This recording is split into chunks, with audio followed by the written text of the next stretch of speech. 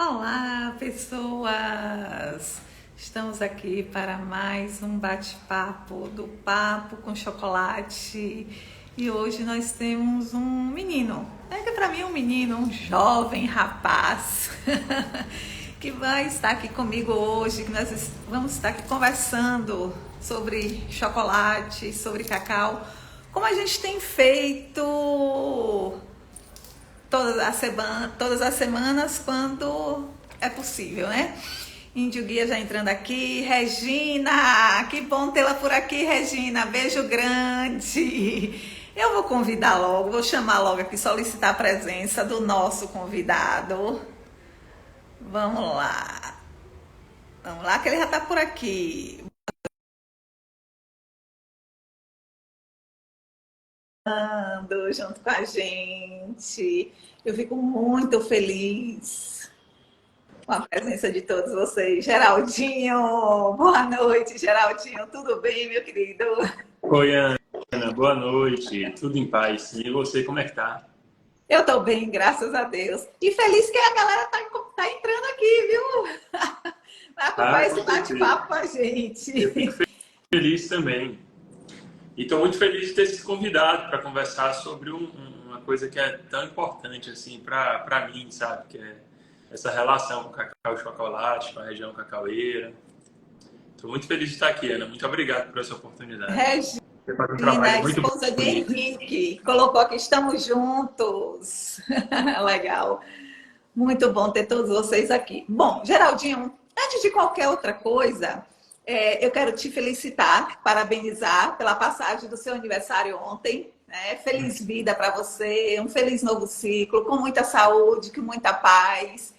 Que tudo de bom desse mundo chegue até você de uma maneira muito bonita. Ô, Ana, muito obrigado. Ontem foi bem legal e eu estou bem feliz assim com a idade aí, com esse momento. Então, lhe agradeço demais por esses votos públicos, digamos assim. Então, muito obrigado, viu? E mais uma vez, muito obrigado por estar aqui. Eu sei que você faz um trabalho muito bonito, conheço o seu trabalho, acompanho. Você está aí sempre lutando com a questão da cultura, da viagem cultural, do conhecimento dessa história da população, né, da relação da população com os ambientes. Então, isso é muito valioso e eu estou muito feliz de poder bater esse papo com você. Ariel Figueiredo está aqui, ó, só gente boa. E você É junto com a verdade. gente, Ariel. Beijo grande para você, meu querido. Geraldinho, vou pedir licença a você e a quem está aqui junto com a gente para fazer a leitura de um poema seu, né? Porque fazer um bate-papo com você e não ler um poema seu é um crime inafiançável. Vamos lá. O beijo de Deus na terra dos sonhos se faz em encanto e me torna por inteiro. Paraíso dos anjos, pedaço sublime, extensão dos céus, concedida aos homens, ilhéus dos ilhéus, das praias de água morna, areia fina, do sol de verão, da chuva de junho, da brisa suave, da eterna lua que rasga o céu em grande espetáculo. Em leves contornos, sobem seus morros, mirantes perfeitos, da infindável beleza, traçada por rios de pedras negras, enseada areia, ou banhada por mar, que termina na dança sincronizada dos coqueirais. E de fundo, há sempre uma aurora ou um crepúsculo, em luzes difusas, que mancham as alvas nuvens na mais bonita aquarela. É feita de ouro. Ergueu-se com fruto de ouro e até hoje ainda traz no seu povo o orgulho de ser grapiona. Ilhéus, de Geraldo Lavigne. Então, nosso bate-papo de hoje é com esse menino advogado, poeta, escritor de 7 livros, né, Geraldinho, Bastante livre. de poesias. E quando eu te pedi a sua mini bio, que você traz lá, um grapiúna convicto. Isso me chamou bastante atenção. Que sentimento é esse de pertencimento tão forte, Geraldinho, que você traz, né, para você assim, um grapiúna convicto? Uhum. É realmente um sentimento, assim, você lê um poema que é uma declaração de amor à cidade, né? Mas escrevi muita coisa sobre a região cacaueira, assim, sobre essa vivência com o cacau. E acho que ser convicto na condição de Grapiúna é acreditar na realidade da nossa região, né? É acreditar que a região ela existe e que ela existe do ponto de vista assim, ela é suficiente e ela prospera nessa cultura que ela mesma construiu e estabeleceu, que a diferencia de outras regiões, né? E ao invés de buscar referências externas, essa convicção ela vem justamente do reconhecimento dessa característica de existência dessa região cacaueira da Bahia, né? E também na persistência de uma população que planta cacau e que vive do cacau há tanto tempo e que enfrenta tantos ciclos difíceis do cacau. Enfrentamos agora um ciclo igualmente difícil, como se já se deu no passado. E essa persistência do cacauicultor é também uma convicção cultural, né? Uma convicção de modo de vida, de modo de sobrevivência, né? Da nossa região. Eu acho que a convicção está orbitando ao redor dessas realidades, assim, dessas questões. E quando você fala isso, eu me lembro que Henrique está aqui também, Henrique Almeida, né, Regina estão aqui, e eles fazem parte também desse universo, né, dessa persistência, dessa história do cacau, do chocolate. E você, Leonor e Antônio, vocês são a primeira geração da família de vocês a produzir o chocolate, não é isso? Exatamente, é. Então agora você vai contar pra gente, porque assim, ó, a minha ideia, quando eu trouxe, e aí eu digo sempre nos meus bate-papos, e eu agradeço a Henrique Almeida, porque ele surgiu por conta de uma conversa nossa, e eu estou muito feliz conhecer nesses bate-papos a história de cada um. Porque a gente se encontra, conhece um pouco aqui, mas conhecer um pouco mais sobre essas histórias e deixar aqui registrado esse conteúdo para quem quiser acessar depois, né, que não pode assistir na hora, e conhecer essas histórias, porque assim, são histórias bonitas, histórias lindas, mas são histórias também de persistência, como você falou, de resistência, de acreditar, né? Então, conte pra gente a história da sua família, como é que vocês começaram no cacau, como é que chegou até vocês essa primeira geração de produtores de chocolate. Uma baita oportunidade, viu, Ana, de poder falar um pouco disso.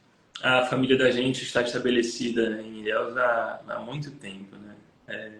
Há mais de 2 séculos, estima-se que a família da gente está aí. O primeiro membro da família, né, que carrega o sobrenome da gente, o Lavigne, que foi o François Gaston Lavigne, ele chegou por volta de 1815 e 1816.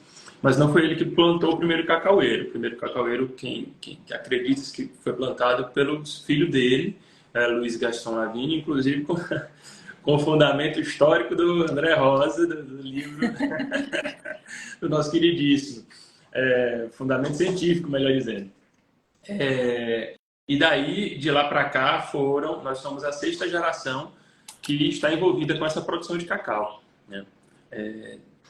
Nesse intervalo, teve, assim, de nome de maior proeminência, o Antônio Lavigne de Lemos, Senô, que é meu bisavô e que viveu justamente o período áureo do cacau, ali no século XIX e XX, né? Principalmente no século XX. E ele foi cacauicultor mesmo, assim. Meu irmão leva o nome dele sem diferença alguma. Quando meu irmão nasceu, ele já era falecido, então meu pai terminou dando o nome sem fazer nenhuma atribuição no final de neto ou alguma coisa nesse sentido. E eles têm o mesmo nome, igualzinho. E daí que meu irmão, ele cuida, Antônio, né? Toninho ou Tom, e Tom era também o apelido do meu pai. Ele cuida da fazenda desde o falecimento do meu pai. Ele que está à frente, assim, da produção de cacau da família da gente, né? De verdade. Isso foi em que ano, Geraldinho? Meu pai faleceu em 2004, vão fazer 20 anos. E o tempo passa que a gente não acredita. Bom, daí a gente foi se envolvendo, a gente sempre se envolveu. Na verdade, meu pai, assim, ele tinha eu acho que ele sabia plantar a semente do agricultor, assim, nos filhos, né? Porque a gente acompanhava ele na roça, ele fazia questão que a gente fosse caminhar com ele, conhecesse a roça. A gente passava o dia ali, não um dia de passeio, não era para ficar meramente andando de cavalo ou jogando uma bolinha ali no gramado. A gente ia fazer a caminhada de roça mesmo, ia ver como é que estava a plantação. Claro que não estou dizendo que com isso a gente tinha algum poder decisório, de jeito nenhum, nem entendia assim, de grandes coisas. Mas aquela própria vivência da roça, sabe? De entrar na cabruca, de ver o cacaueiro, de conhecer ali as várias fases, as várias situações da lavoura cacaueira. Então a gente desde muito cedo foi envolvido com isso por meu pai. E ele fazia questão que a gente fosse. Às vezes a gente queria ficar em casa jogando videogame, jogar gude com os amigos na porta, e ele não deixava muito, não. Tinha dia assim que ele fazia questão que a gente fosse, e isso era muito bom. Daí meu pai faleceu em 2004 e meu irmão, eu tinha 17 anos, meu irmão devia ter 19 anos, se eu não estiver enganado, meu irmão uns 21 por aí. Meu irmão ficou à frente das fazendas de cacau, meu irmão morava fora, morava em Salvador, fazia o curso de Direito. E desde então é ele que cuida assim, com muito afinco, com muita dedicação também dessa produção de cacau. A gente ao cabo tocou esse legado da família, né? E também assim com muita consideração com as pessoas que trabalhavam com a gente, especialmente com o Odilon, que é um cara que está lá com a gente na fazenda desde que ele tinha 20 e poucos anos. Meu pai também é uma pessoa que está com a gente há décadas mesmo, assim, e que foi fundamental para continuar esse legado da gente, porque ele é um cara que tem muito conhecimento sobre a cacauicultura e foi muito generoso de transmitir isso com a gente também, sabe? Então, nessa história, a gente foi vendo também o movimento, né? Quer dizer, eu nasci em 86, a crise da vassoura de bruxa, com a crise econômica do cacau e outras questões que abateram a região, ela inicia justamente no final da década do meu nascimento, né? Então eu não cheguei a ver, assim, vi um rastro do auge da cacauicultura ali. Então a gente pegou muita coisa da vassoura, eu acompanhei meu irmão mais do que eu até, toda aquela fase de tentativa de evitar com que a vassoura se disseminasse e etc. Mas eu estou falando isso porque em determinado momento, depois que meu irmão começou a cuidar da fazenda e a gente ia sempre lá, eu ia também. Faço questão de ressaltar a questão dele porque tem que honrar a quem merece, né? Mas a gente sempre conversava sobre as oportunidades que o cacau dava e a gente via assim, o pessoal falando sobre cacau fino, sobre alternativas de fermentação, sobre a produção do chocolate, digamos que a verticalização da produção de chocolate, né, desde a lavoura até a barra final, e essa placa ali muito envolvida em de alguma maneira apresentar essa realidade para o cacauicultor, dando a oportunidade de conhecer uma mini fábrica. Foi lá que a gente conheceu assim, o processamento do cacau em termos fabris, né? E de pequena escala também, né? Foi ali mesmo com essa atividade, talvez eu chame de uma atividade de extensão da CEPLAC, né? Porque ela, de alguma maneira, apresentou isso não só a nós, né? Apresentou a todos os cacauicultores que buscaram acesso ali. E daí a gente foi desenvolvendo ali, e isso foi uma conversa muito longa que eu tive com meu irmão, uma coisa de muitos anos. A gente foi inicialmente desenvolvendo a questão da produção do cacau fino, porque era o que a gente produzia, né? O que a região tradicionalmente produziu foi o cacau commodity, né? Foi o cacau de amêndoa. Exato. Então, a gente continua tendo isso como produto principal da lavoura cacaueira, né? Em termos assim de volume, em termos também acredito que de volume de produção em si e volume também de dinheiro, em termos monetários. E daí a gente focou inicialmente em primeiro conhecer esse cacau, né? Melhor, essa questão do cacau fino. E à medida que a gente foi estudando essa questão também, viu, é interessante que assim, existem padrões de fermentação e que são relacionados aí com a questão do cacau fino e com essas novas fases que se estabeleceram recentemente, mas que são padrões de fermentação que são velhos conhecidos da região cacaueira. As gerações anteriores já tinham desenvolvido isso e desenvolvido muito bem. A gente encontra a questão do cacau Bahia Superior décadas antes, sabe? E informações sobre fermentação, assim, antigas, da CEPLAC, dos produtores, de outros cientistas que olharam para o cacau. E claro que houve uma renovação, né? Um novo fôlego disso aí a partir dessa geração que atualmente cuida desse tema, né? Então, o pessoal está experimentando novas realidades, novos tipos de fermentação, novos padrões de processamento mas assim, aquele acervo, né? Aquela história que estava ali no quintal de cada um, aquilo ali já é fato histórico, assim, já existia há muito tempo. E depois que a gente começou a conseguir produzir cacau fino, aí a gente foi aprender a compreender aquela situação também, né, da condição da amêndoa interna, o corte da amêndoa, descobrir o que era amêndoa. Quer dizer, na verdade, esse trabalho ele inicia lá no campo, né, com a forma de colheita e a colheita adequada, a escolha de maturação do fruto e tudo mais. Passa pelo coxo, e aí a gente, na época, até discutiu isso, porque assim, a madeira do coxo pode influenciar no cheiro e na qualidade do cacau, porque o cacau ele absorve muito sabor, absorve muito cheiro. Às vezes o pessoal relata assim, várias coisas, né? Fumaça próximo, pega o cheiro. Às vezes o pessoal corta capim, cortou capim pra caramba ali perto, de alguma maneira, assim, se o cheiro for muito forte, pega. Porque o cacau tem essa propriedade, né? Acredito que é atribuída pela manteiga do cacau, que absorve esse cheiro. E é claro que a madeira ali do coxo, eu me lembro disso muito com o meu irmão. A gente terminou escolhendo, acho que uma madeira de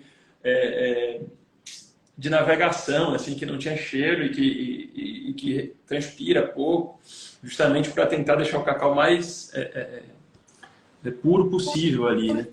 E quem ajudou muito a gente também nessa escolha foi o Odilon, que conhecia assim profundamente as madeiras da região, né? A gente foi na serraria escolher, eu e meu irmão, mas a gente conversou bastante com o pessoal da roça também para entender um pouco o que seria. E daí, depois que a gente começou a compreender melhor a coisa do cacau, que a gente partiu aí para o chocolate. Isso já vão alguns anos, viu, Ana? No chocolate, começou com essa experimentação, né, das barrinhas ali, e a gente foi a primeira geração que fez esse pulo, a sexta geração de produção de cacauicultores na família, mas a primeira geração que produziu chocolate, pelo menos com essa finalidade, né? A gente sabe que a região cacaueira utilizava o cacau, às vezes, como alimento. Essencialmente, o cacau era utilizado para vender como commodity, né? Às vezes o pessoal utilizava para produzir, fazer subprodutos também, mas a gente sabe que o pessoal fazia aquelas barras de chocolate caseiro, né? Não estou falando de chocolate caseiro de ilha, aquele chocolate caseiro mesmo, né? Chocolate em casa. Isso. Fazia como é o nome dele?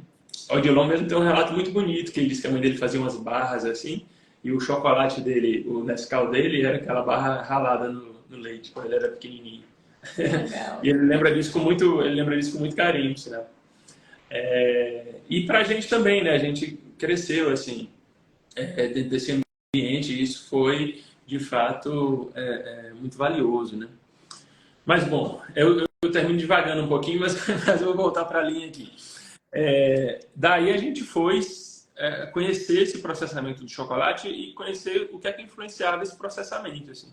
E isso foi também um trabalho de longo prazo, enquanto a própria indústria se desenvolvia, porque o desenvolvimento dessa microindústria, dessa indústria de pequeno porte, a gente acompanhou ela todinha, assim. Desde de empresas como a JAF, Inox, que talvez liderem o mercado hoje, como o surgimento de outras empresas, tentativas locais de fazer microindústrias. O chocolate ele foi historicamente processado pelas grandes moegeiras internacionais que formam um oligopólio de controle dessa commodity, né? Então esse pulo para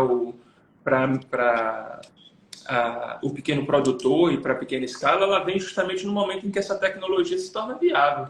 de fazer pequenos lotes, pequenos processamentos. E hoje a gente tem oportunidades como indústrias que estão na região, como a ICB, né, que está no Iguape, que herda o nome de um instituto importantíssimo da primeira metade do século XX, mas não tem relação alguma com esse instituto. Né? Engraçado que quando eu eles vi a usaram a mesma primeira vez, sigla.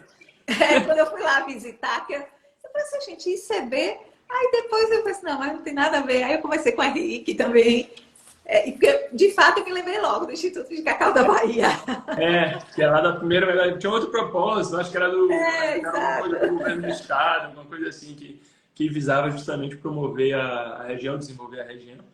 Mas que bom que eles também combinaram essa sigla e, de alguma maneira, mantém essa sigla viva, né? Uma sigla importante para a região da gente. E hoje a gente tem acesso a uma indústria como o ICB e como outras indústrias que oferecem essa oportunidade de processamento. Aí teve um em Lauro de Freitas, eu acho que fechou, e tem mais umas pelo interior do estado, tem aqui em São Paulo. E até o pessoal que processa em casa, né? Não é o caso da gente, a gente realmente processa assim, direto com a indústria. E aí a gente teve uma fasezinha ali, Ana, de desenvolvimento. Minha irmã foi para Ilhéus uma época, contribuiu para ajudar na distribuição e no desenvolvimento. A gente chegou a ter 6 linhas de chocolate diferentes, né? Só que a vida ela vai tomando os contornos que precisa, talvez, né? E minha irmã terminou voltando para a Feira de Santana, meu irmão, eu vim para São Paulo porque eu precisava vir para cá também, por questões pessoais, e depois terminei me estabelecendo aqui e ficando, né? E meu irmão, meio que, coitado, ficou à frente de com tudo. um monte de trabalho. Aí, eu confesso que é complicado assim para ele, a gente sabe, a gente conversa muito sobre essas questões, a gente continua a falar bastante. Toda vez que eu vou ele, eu faço questão de ir lá na fazenda, mas a gente sabe que ele está bem sobrecarregado com essas atividades. Assim, né? E a gente deu, é muito importante falar, a gente deu o nome do chocolate com o nome daquele que foi para nós o produtor mais preeminente, que é o Senhor, né? Senhor é o apelido, a corruptela de Senhor. E ele... Ó, Henrique Almeida falou, Tom carrega o piano, é verdade. Toninho... Toninho Carrega o piano. é um bravo. É um bravo. A gente deu esse nome em homenagem a Senhor, né? Que é para nós assim o principal nome da cacauicultura. E ele estava sediado ali na Fazenda Rosário, no Iguape, foi um entreposto de comércio muito importante para a região. Ele também teve um poder muito relevante. Eu estou indo para lá, viu, para a Fazenda Rosário. Ah, que legal! Domingo agora? A Aninha está aí e é o aniversário dela. Ela vai fazer um almoço e me convidou. Ai, que coisa boa! E aquela fazenda é linda. Hoje a Fazenda Rosário permanece na família com esse ramo, que são os filhos de um tio-avô meu, chamado Domingos, que é naturalmente o filho de Senhor. Eles são netos de Senhor, inclusive um dos netos é Senorzinho, o apelido, Antônio Lavínia de Lemos Neto, que foi o primeiro que levou esse nome. Não o primeiro neto, mas o primeiro neto que levou o nome. O primeiro neto era meu pai. Henrique fez um comentário aqui que ele disse o seguinte: a gente não vende só cacau e chocolate, a gente vende história, né? E assim, a sua família, a família Lavigne, né, tem muita história realmente aqui, na cidade, na região. E cada vez que você vai contando, olha as relações aí, né? Então, assim, aí já tem a Fazenda Rosário, que começou lá, e aí vai... Você vê quanta história tem nisso tudo.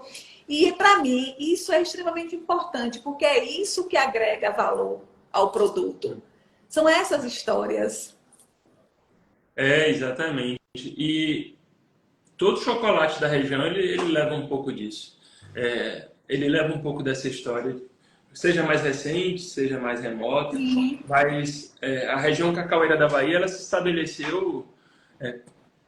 assim, existe um certo consenso de que o primeiro cacaueiro na Bahia foi em 1746. Então, a gente está falando aí de mais de 250 anos de cacauicultura. Claro que não nas dimensões que tem hoje, né, ou que teve no século passado, mas a gente está falando de um uma forma de vida que se estabeleceu e que por isso aquela história do Grapiúna, né, dessa natureza, porque se estabeleceu um modo de vida mesmo. E todo mundo que vai para a região se envolve com esse modo de vida da região cacaueira da Bahia. A região cacaueira da Bahia atingiu, se salvo engano, 86 municípios ali no seu ápice, né?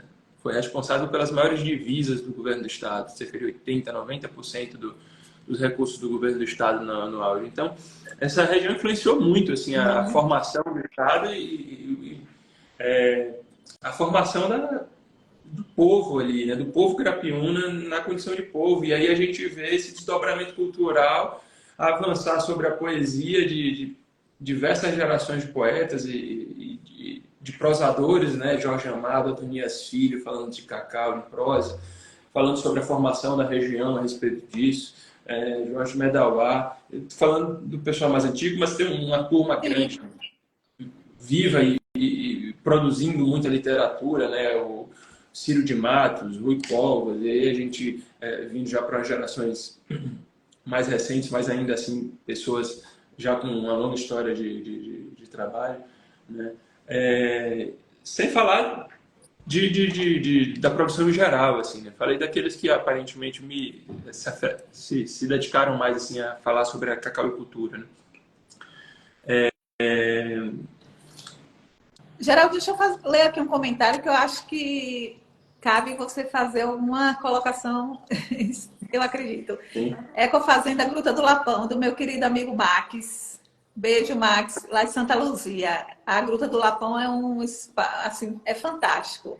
Vale muito a pena fazer uma trilha lá. Ele colocou o seguinte: precisamos trabalhar a padronização do nosso cacau gourmet para fortalecer o conceito de IG como foco na produção do chocolate regionais mais competitivo internacionalmente. É muito interessante. Eu acho que o IG ele já é uma iniciativa que visa padronizar, assim, pelo próprio conceito do IG, né? Você só alcança. Deixa eu só fazer mais um comentário, assim. Sempre vai faltar nome, né? Mas vale a pena falar de Floresvaldo Matos e Hélio Pólvora também, entre os escritores da região cacaueira, que falaram muito da região, assim. É porque são muitos nomes aqui na nossa região. São muitos nomes. E eu devo provavelmente estar falhando grave, inclusive só falei nome de homem, né? Que é horrível, mas... Eu vou ficar até quieta. Não, mas assim, eu conheço as poetisas Elvira Fopel, né? E outras pessoas. Se eu falar da geração atual, aí eu vou dar uma enxurrada de nomes de mulheres aqui, que as mulheres estão dominando. Rita Santana, daí da região e por aí vai. Mas... Enfim, é que eu tentei pensar no pessoal que também, assim, teve uma literatura marcada ali com a narrativa da região, né? Mas, bom, para a questão do IG, me parece que, assim, o IG, até pelo conceito ali do INPI, né, para você alçar a condição de indicação geográfica no INPI, já tem um certo padrão de produção mínimo que é estabelecido. Tanto que é isso que o IG de alguma maneira controla, né? Modo de produção, local de produção. Explica o que é IG, porque possa ser que quem esteja aqui não saiba o que é IG e quem vai assistir depois. Então, explica o que é o IG. Eu já vou fazer a ressalva antecipada. Eu vou falar de uma maneira informal, porque eu sei que é uma expressão bem técnica. Existe a questão da denominação de origem e indicação geográfica, que são dois títulos, digamos assim, que o INPI dá para as regiões ou para um modo de produção.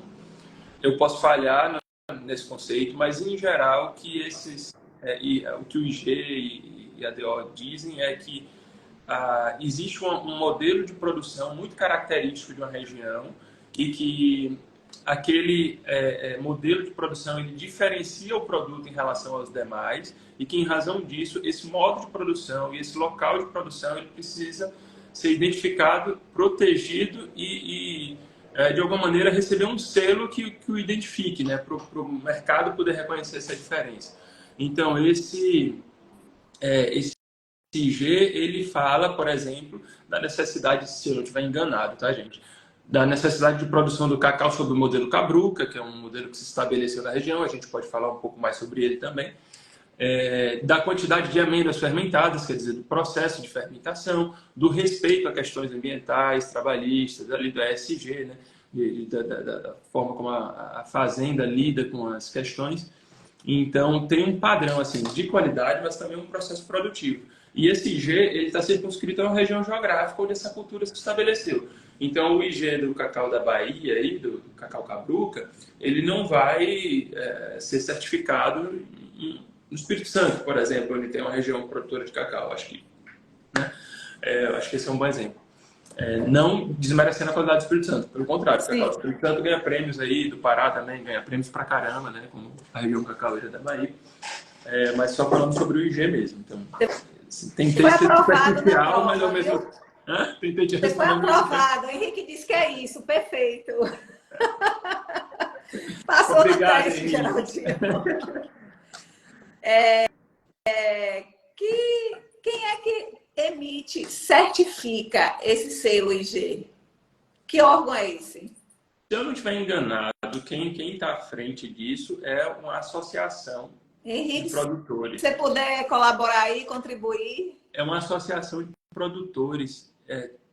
Caramba, me falhou a memória agora, mas é uma associação que certifica, dá o selo. Inclusive, eles têm uma atividade bem tecnológica, assim, eles geram um QR Code que identifica a fazenda, e esse QR Code ele determina a produção, quem foi o produtor, quando foi produzido, qual é o lote. É uma coisa super moderna, bem legal.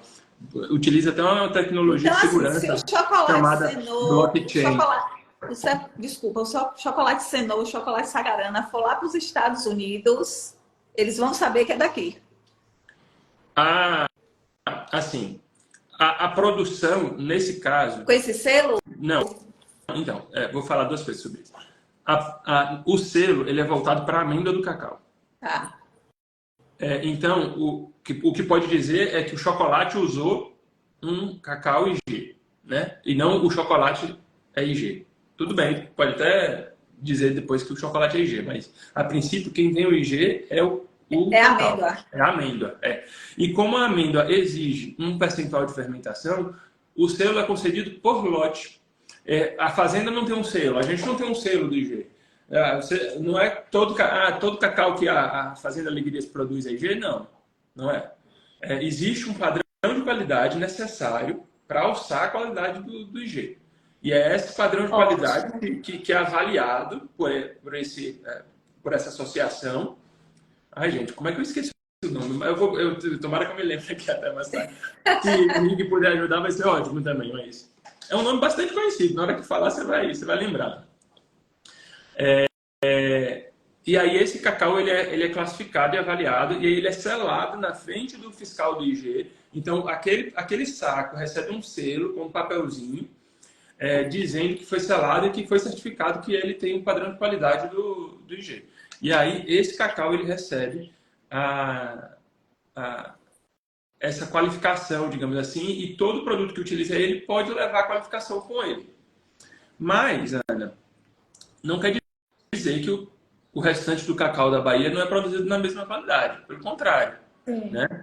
O selo é um identificador, digamos assim, mais fácil de você... Viu que está com selo, é isso, sabe? Eu não sei se o cacau sendo aprovado, você pode usar no chocolate aí. Henrique até falou aqui que o cacau sendo aprovado pode usar o selo no chocolate, como eu falei, né? Mas não é o chocolate em si que é selado, é o cacau que é selado, que é certificado. Mas voltando, a região produz... Tem todo critério para isso, né? A região produz cacau de qualidade e nem todo mundo pede a consulta do selo também.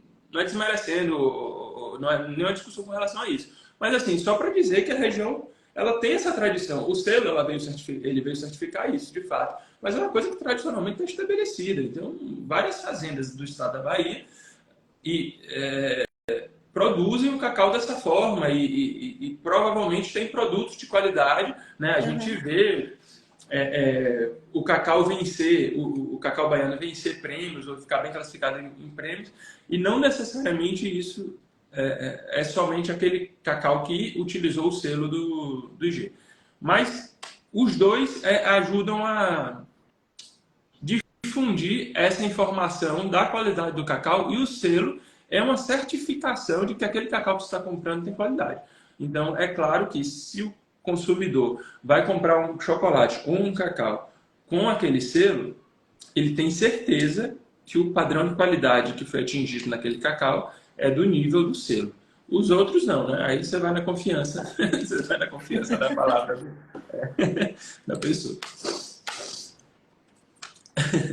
Mas é isso, o selo ele veio justamente para isso, mas eu acho também que a região, ela, assim, todo sentido de cooperativismo, né, no sentido mesmo de apoio, né, ele é muito relevante, e a gente tem um tipo de agricultura no cacau que, embora tenham existido grandes propriedades, ela não é essencialmente latifundiária como foram outras culturas no país. A cultura do cacau, ela é uma cultura de pequena e média propriedade. Isso faz com que a família sempre seja muito envolvida nesses processos produtivos. Seja a família na condição de proprietário, que é o que aconteceu conosco, embora meu pai estivesse sempre na terra, meu irmão também está sempre na terra, mas a gente tem pessoas que trabalham com a gente. Sejam as pessoas que dedicam o próprio trabalho braçal ali para fazer isso também, porque tem famílias que são realmente trabalhadores rurais, que vivem da plantação do cacau num pequeno espaço de terra ali, naquele módulo, que é um meio de sobrevida também, de viver e de produzir, um meio de agricultura familiar mesmo. E a região, ela é muito rica nisso, então fazer com que essas pessoas se conectem é muito importante, no sentido de uma comunidade, né? Uma cooperação de comunidade mesmo. Eu acho que isso tem muito valor. Geraldinho, você outro dia passou no Facebook, você fez uma publicação. Qual o tipo de cacau do Cenoura Chocolate da fazenda de vocês? Fazenda Alegrias. Ó, lá vou eu me arriscar de novo. Ai, ai. A gente tem, essencialmente, o cacau comum Pará e Maranhão. É o cacau que se estabeleceu na região cacaueira da Bahia. É o cacau que, de alguma maneira, melhor se adapta às dificuldades intempéries naturais, digamos assim. Então, ele se estabeleceu muito bem, né? E o sabor dele a gente apura na fermentação. Ele, diferentemente do crioulo, ele tem uma presença maior de sabores mais fortes e de talvez mais amargor e adstringência, mas a gente apura isso tudo na fermentação. Já o crioulo, que se estabeleceu na América Latina, talvez nos Andes, Peru e etc., ali, Colômbia, eu acho. O cacau crioulo, ele já ele é até chamado de fino também, mas a gente atinge essa qualidade de fino do comum Pará e Maranhão através da fermentação. Ela fermenta também, só que a variedade do cacau modifica também o tempo de fermentação. Se não me falha a memória, o cacau crioulo, ele fermenta 3 dias, o nosso cacau fermenta 7. Se você deixar o crioulo fermentar 7, ele dá sobrefermentado. E se a gente deixar o nosso fermentar 3, ele não fermenta o suficiente. Então vai de acordo com a variação. Só que aí, com a nova... Eu não sei se já existia antes, aí realmente é uma falha de conhecimento, mas assim, considerando a vivência que eu tive depois da vassoura de bruxa, que a CEPLAC investiu bastante em variedades genéticas, eu acho que ali já na Revolução Verde, na década de 60, já que teve um grande incremento de produção na região, provavelmente já tinha um incentivo de seleção de espécies, né?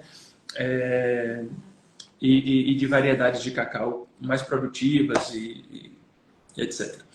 Eu sei que hoje também se discutiu muito isso depois da vassoura de bruxa, e que meu irmão, ele tem na roça feito algumas modificações, modificado alguns lotes específicos para a produção com algumas variedades e às vezes utilizando a mesma variedade na mesma quadra, uma variedade única na mesma quadra. O que a gente chama de cacau varietal, porque ele não tem sabor cruzado. Né? Isso já é comum em outras fazendas. Se eu não me engano, a Lajeado de Ouro é uma que tem uma produção muito grande de varietal, se não me falha a memória.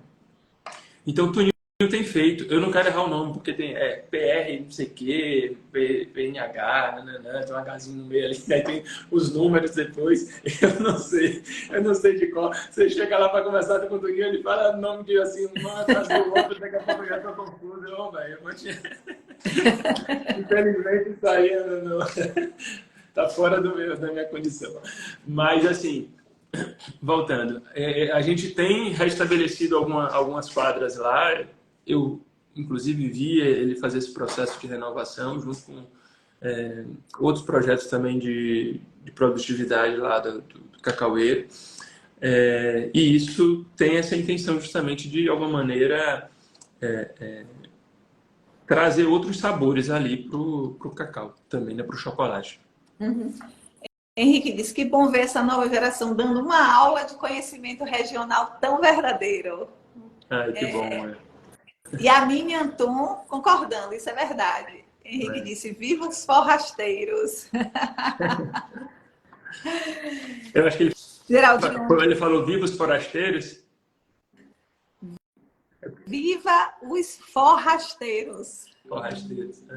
É porque forasteiro é uma variedade de cacau também.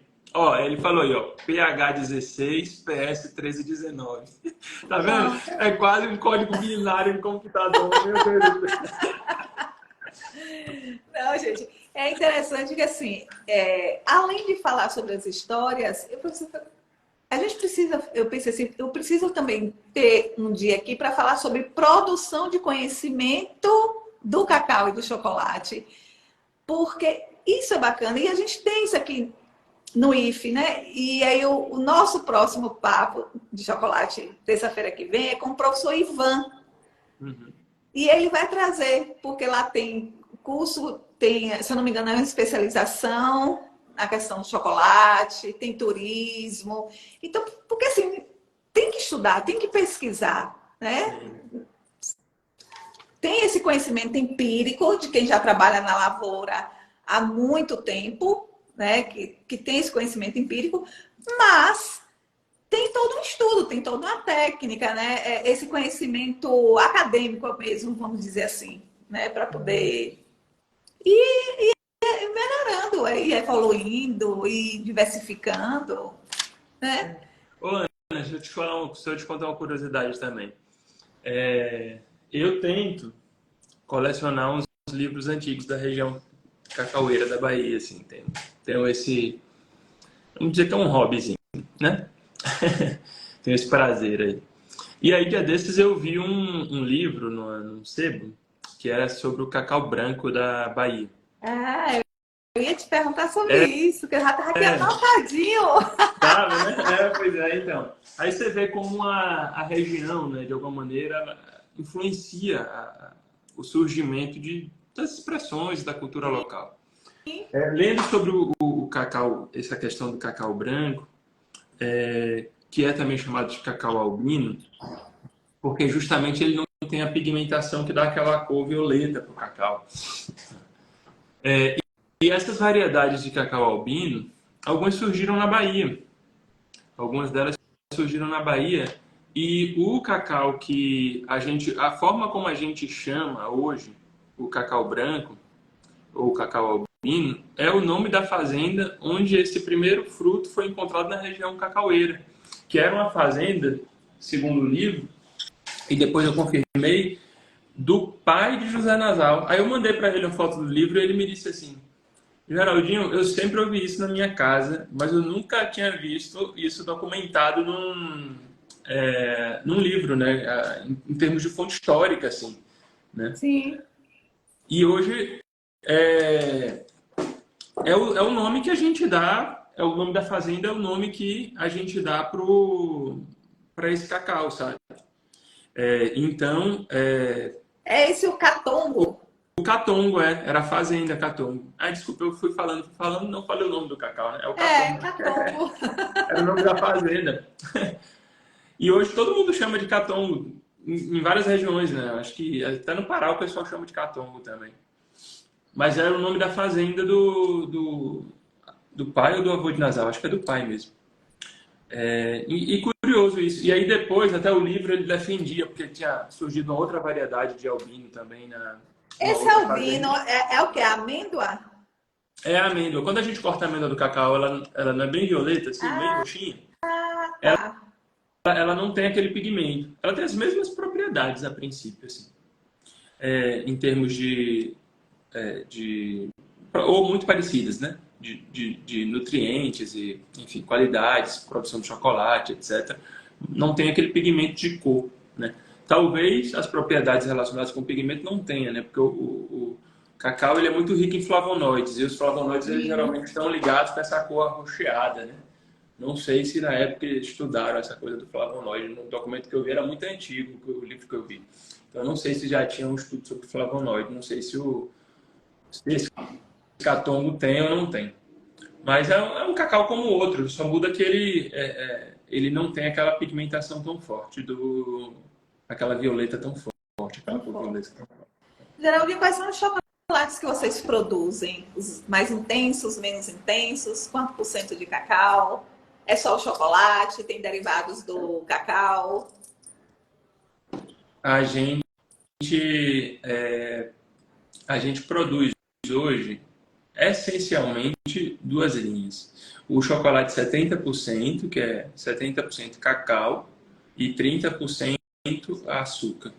E o ao leite, que é 56% cacau e o restante é uma mistura de açúcar com leite. Os dois são considerados de alto teor. Os dois são considerados de alto teor porque justamente a concentração de cacau é bastante elevada, né? E essa é como é que eu digo? É uma entrega que essa nova linha de produção de cacau tem trazido, sabe? Rediscutir a qualidade do chocolate que era vendido na prateleira brasileira, né? Enquanto a gente tinha aí teores baixíssimos, a legislação reconhece como chocolate teores bem baixos de cacau, salvo engano, 25% ou 20%, alguma coisa assim, não lembro mais. Esse teor vai dar a intensidade do cacau, do É a chocolate. quantidade de derivados do cacau que estão presentes no chocolate, que está presente no chocolate. Quanto Então, mais teor, mais intenso? sim, sim.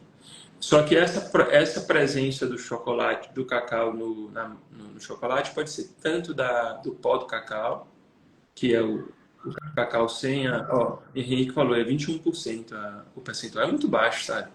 21% de cacau e o resto é leite, açúcar e gordura hidrogenada e gordura de palma e outra coisa a Ave mais. Maria, miséria. Quando eu me lembro que eu era criança, que eu comia essa ruma de coisa. Chega a ficar aquela gordura estranha no céu da boca. Ui! E a região está entregando, está ressignificando isso de alguma maneira, né? Então, a composição do que se considera cacau nessas receitas é quanto tem ali, tanto do pó do cacau, que é o cacau sem amêndoa, ou da manteiga de cacau, que é também um derivado de cacau e que leva todo o sabor do cacau. O chocolate branco, ele é só manteiga de cacau, ele não tem pó. Se colocar pó, ele já não consegue ficar branco porque o pó dá cor para o chocolate. Sim. Só que aí a gente às vezes vai para a manteiga, ela tem um valor agregado muito alto e ela também é utilizada como cosmético e está em outros lugares digamos assim, do comércio, né? Então o que acontece é que a indústria ela trocou a gordura do cacau, a manteiga do cacau, por outras gorduras ao longo da história, assim. E utilizou o leite por muito tempo para mascarar os defeitos do produto do cacau, o açúcar também, né? Os defeitos do cacau em si, da amargor, da astringência e tal. Então, a partir do momento que a gente entrega um cacau de maior qualidade, com baixo amargor, com baixa astringência, a gente consegue colocar a qualidade do cacau lá em cima, a concentração do cacau alta e entregar todos esses benefícios que a amêndoa do cacau tem, sabe? Em termos de nutrientes e que vão desde proteção cardiovascular até prazeres psicológicos, né? Não sei como é que fala também, mas assim, a sensação de prazer que o cacau traz, né? Que o chocolate traz, que dizem que se assemelha. Que já é comprovado cientificamente, né? Então, isso é muito relevante, assim, sabe? E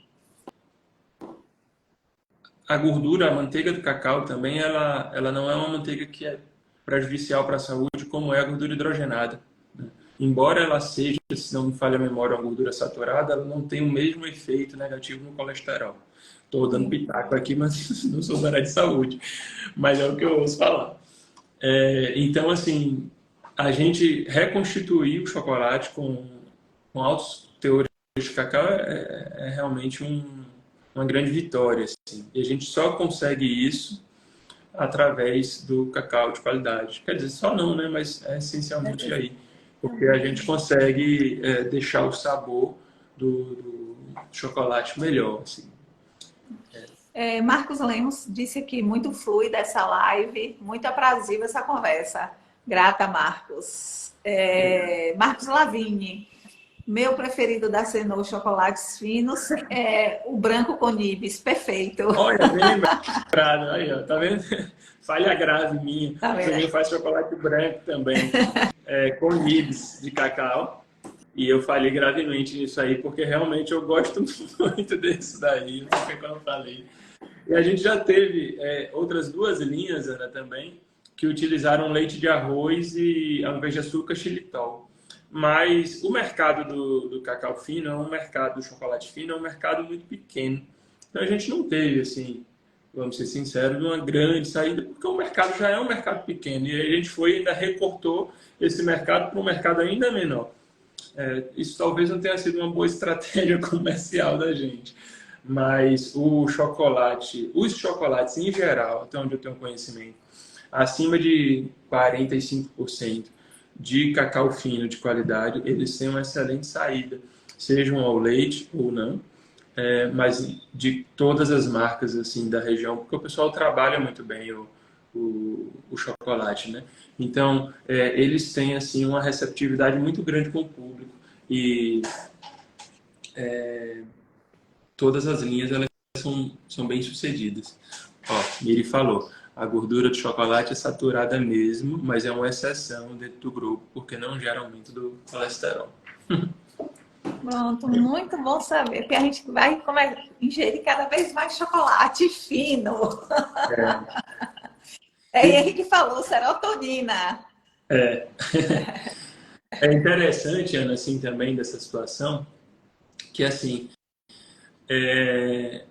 esse tipo de processamento do cacau, ele termina gerando a mesma discussão do terroir de outras culturas, sabe? Como do vinho, como do café. Porque como a gente tem uma grande presença de cacau, alto teor de cacau no chocolate, o sabor daquela amêndoa vai interferir profundamente no resultado do chocolate. Ele não é um chocolate que foi homogeneizado na indústria, sabe? Que tiraram todos os cheiros e tiveram, sei lá, processamentos para, de alguma maneira, unificar aquele sabor que toda vez que a gente come a barra é a mesma coisa de um chocolate de prateleira em geral, assim. E os chocolates de alto teor que a região produz são chocolates que são muito característicos, que eles vão ser influenciados pela sazonalidade, pela safra daquele ano, se teve muita chuva, se teve muito sol, de como é a terra daquela fazenda. E isso influencia também, por exemplo, na quantidade de gordura que a amêndoa tem. E esses processos de menor porte, eles não costumam conseguir separar a manteiga do cacau. Porque assim, na grande indústria, eles moem o cacau, tomam, etc. Depois eles prensam o cacau e separam a manteiga, porque a manteiga tem um grande valor, e aí eles podem fazer, e do pó do cacau, né, da torta de cacau, do pó. E essa torta eles podem fazer chocolate com outras gorduras, mas quando se pretende fazer um chocolate de boa qualidade, utiliza-se manteiga de cacau, né? Nas pequenas indústrias, essa prensa é muito difícil de conseguir ter, são prensas enormes, assim. Então, os processos industriais de pequeno porte, eles não costumam ter essa separação. Você coloca a amêndoa que já tem na sua composição manteiga e cacau, e ela vai diretamente para o processamento de refino, lá, torra, tritura, refino, conchagem e tal. Aí você pode até fazer uma adição maior, menor, se quiser fazer alguma adição de outro ingrediente de manteiga de cacau, de leite, de açúcar. Mas quer dizer que até essa proporção, essa composição da sazonalidade do cacau, a gente não controla, né? Então, digamos assim, uma receita industrial vai ter tantos por cento exatos de manteiga de cacau, tantos por cento exatos de torta de pó de cacau, né? E a gente não, de alguma maneira, não controla isso, mas isso de alguma maneira é um benefício também, né? Sim. Como os vinhos têm lá suas safras, a gente também tem as safras do chocolate, né? E isso é muito legal.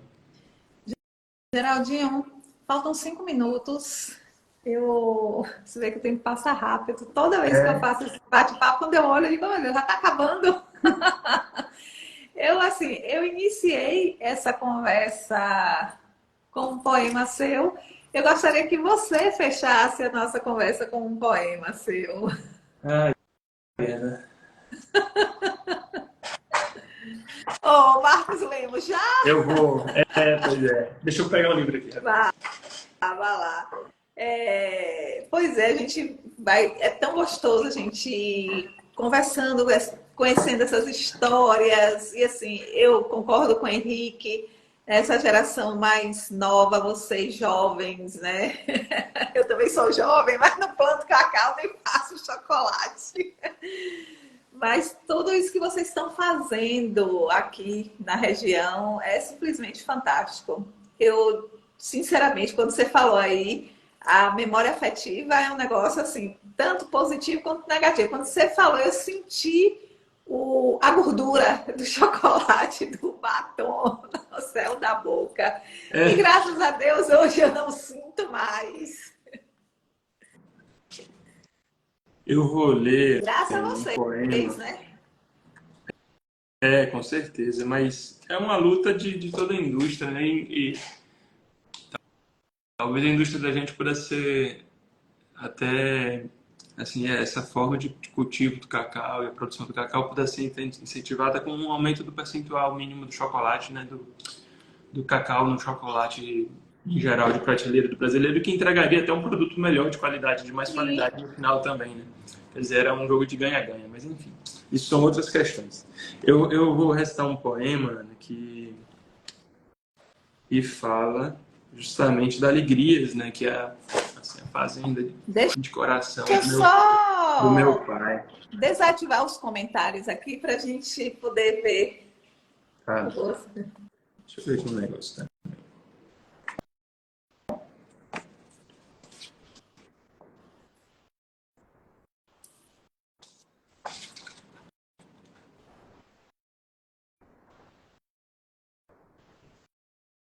Como diz o ditado, eu peguei Geraldinho de calças curtas. Foi mesmo. Podia ter me falado antes. Eu vou ler um sobre alegrias.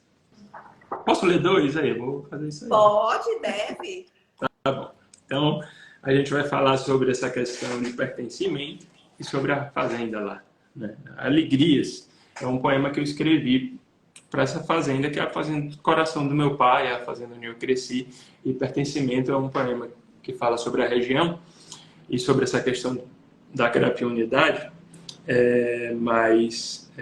quer dizer, da minha parte, né? Porque tem algumas coisas sobre cacau aqui também, mas vamos lá. Alegrias. Correr menino no bate-folha das roças de cacau. Fugir menino da caipora, que com assovios e arrodeios perde os homens nos fins de tarde da esvaecida cabruca.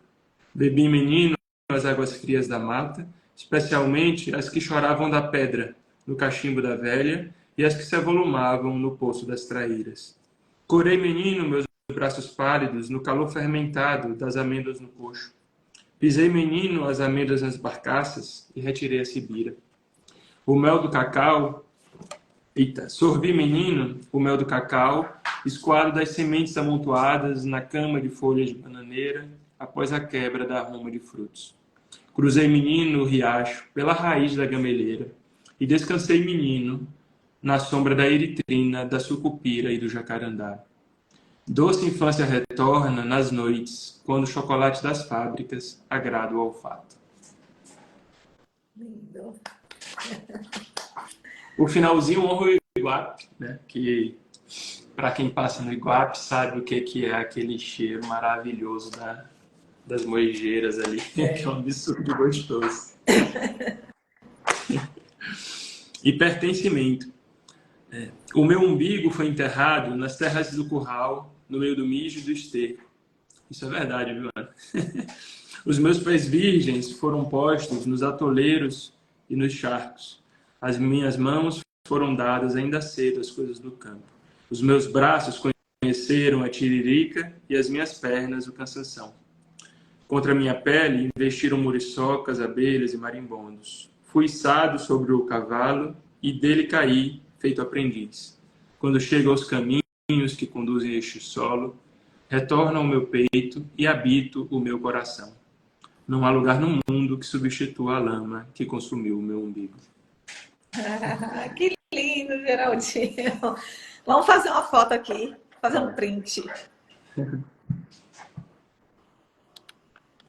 Vou ativar aqui os comentários novamente. Geraldinho, lindo demais, né? Esse último poema, né? Pertencimento, me faz pensar que você teve infância. Você não é da geração da tela, do computador, do celular. Não, sou não. Você teve essa infância maravilhosa dentro daquele lugar, né? Da sua família. E assim, é muito bom quando a gente tem essa infância, né? Assim, perto dos nossos, subindo em árvore, descendo de árvore, né? Sendo atacado por abelhas, por marimbondos. É tão emocionante. Eu, assim, cada terça-feira que eu passo por aqui, eu, sinceramente, eu fico cada vez mais convicta. Se você tem convicção de ser grapiúna, eu tenho cada vez mais convicção de que eu estou no caminho certo, sabe? De conhecer essas histórias lindas, maravilhosas, né? De, como eu disse no início, de persistência, de resistência, da gente ter esse sentimento de pertencimento, né? Da região, da nossa cidade. Gratidão a você, Geraldinho, pela oportunidade, pelo privilégio dessa conversa maravilhosa. Eu estou muito feliz também e é um assunto que me toca muito, que me deixa muito contente, que eu acho que a gente precisa mesmo conversar sobre a gente, sabe? Olhar para si, e a gente que eu digo é a nossa gente, né? O povo a gente falar sobre o nosso próprio povo, né? Sobre a nossa cultura.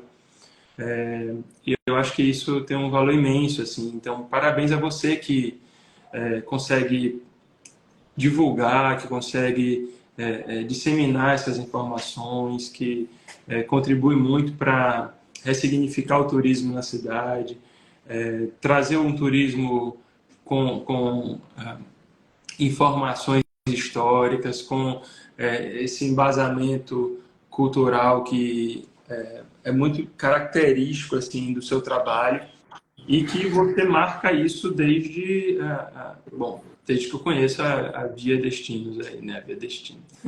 Via Destino ou Via Destino? Via Destino, né? E agora eu vou estar tendo 2 momentos com o José Nasal, dia 6 e dia 13, então fica aí o convite. Tem um link na bio do Instagram da Via Destino. Eu vou estar tendo esses 2 momentos com o José Nasal, conhecer para pertencer. Então, José Nasal vai estar nesse bate-papo. Quem quiser se inscrever, ainda tem poucas vagas, mas ainda tem. E é interessante isso, né? Porque eu penso muito nos munícipes, né? A gente que mora aqui na cidade, a gente conhecer a história da nossa cidade. Porque como o próprio Nasal fala, a gente ama o que a gente conhece, né? Então, assim, eu fiz essa parceria com ele, ele topou, porque que o que a gente propõe, então com esse projeto ele vai, abraça, né, com muita tranquilidade, assim, acolhe. Eu fico muito feliz de poder contar com todos vocês. A gente está trilhando juntos esse caminho. Pode contar, sim. E parabéns e muito obrigado aí pela oportunidade, muito obrigado pelo trabalho que você faz por Ilhéus. Enfim, você é uma peça fundamental desse quebra-cabeças. Gratidão e agradecer a todos e todas que estiveram aqui com a gente, né, ouvindo, participando. Então, um beijo no coração de todos vocês. Geraldinho, obrigadão mesmo. Um beijo. Tchau, tchau. Tchau.